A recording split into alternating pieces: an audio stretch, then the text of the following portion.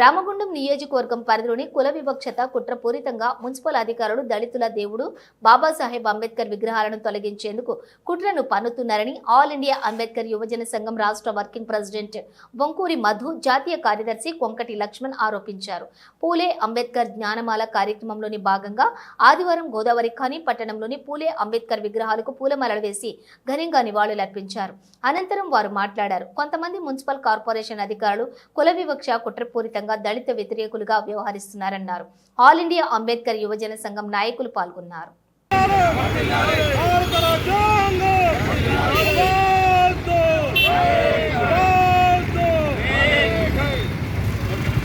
Babasaheb doctor BR Ambedkar, Mahatma Jyotirao Phule గారి ఆలోచన విధానాన్ని ప్రజల్లోకి తీసుకువెళ్ళి సామాజికంగా, విద్యాపరంగా, ఆర్థికంగా, రాజకీయంగా చైతన్యవంతం చేయాలనే ఉద్దేశంతో గత 19 వారాలుగా పూలే అంబేద్కర్ జ్ఞానమాల కార్యక్రమాన్ని గోదావరిఖని ప్రాంతంలో ప్రారంభించడం జరిగింది.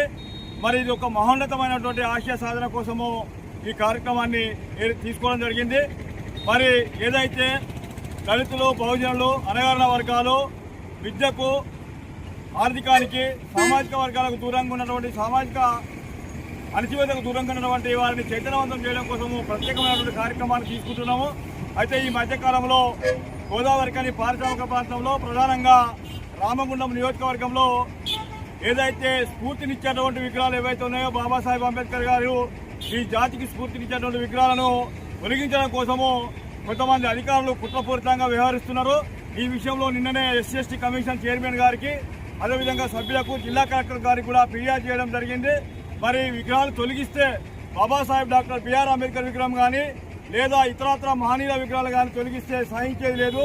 ఇది మరో ఉద్యమంగా రూపుదాల్స్తుందని చెప్పి సందర్భంగా తెలియజేస్తూ, మరి ఆల్ ఇండియా అంబేద్కర్ సంఘము ఆలయ ఫౌండేషన్ ఆధ్వర్యంలో ప్రతి వారం చేపట్టిన కార్యక్రమానికి ప్రజలు మద్దతు తెలుపుతున్నారు. అదేవిధంగా అన్ని వర్గాల వారు కూడా సహకరిస్తున్నారు. వారికి పేరు పేరున ధన్యవాదాలు, కృతజ్ఞత తెలుపుతూ ముగిస్తున్నాం. జై భీమ్, జై భారత్. ఈరోజు అంబేద్కర్ స్టాచ్యూని కానీ, జ్యోతిరావు పులే స్టాచ్యూని కానీ, ఈరోజు మహానుభావుల స్టాచ్యూని తొలగించడానికి కారణాలు ఎవరు పడ్డా కానీ దాన్ని ఏమైనా తొలగిస్తే మాత్రం మనం ఊకోవలసిన అవసరం లేదు.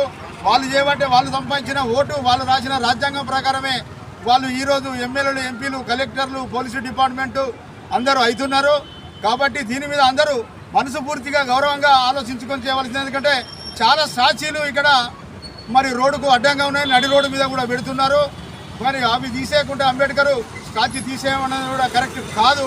దీన్ని ఒక మంచి మనసుతోటి ఆలోచించి అంబేద్కర్ మహానుభావునికి మనం ఒక దేవుడు ఉన్నాడో లేడో నాకు తెలియదు, కానీ బాబాసాహెబ్ రాసిన భారత రాజ్యాంగాన్ని బుక్కు చదువుకుంటే మనం ఏం చేయాలనే ఆలోచన వాళ్ళకు వస్తుంది. ఖచ్చితంగా ప్రతి ఒక్కరు చదువుకున్న మేధావులందరూ బాబాసాహెబ్ అంబేద్కర్ రాసిన భారత రాజ్యాంగం చదివి ఆ రాజ్యాంగంలో ఫలితాలను, ఆ హక్కులను ఈ పేదవాళ్లకు పంచవలసిందిగా సభాముఖంగా కోరుకుంటూ జై భీమ్ ఇచ్చి ముగిస్తున్నా.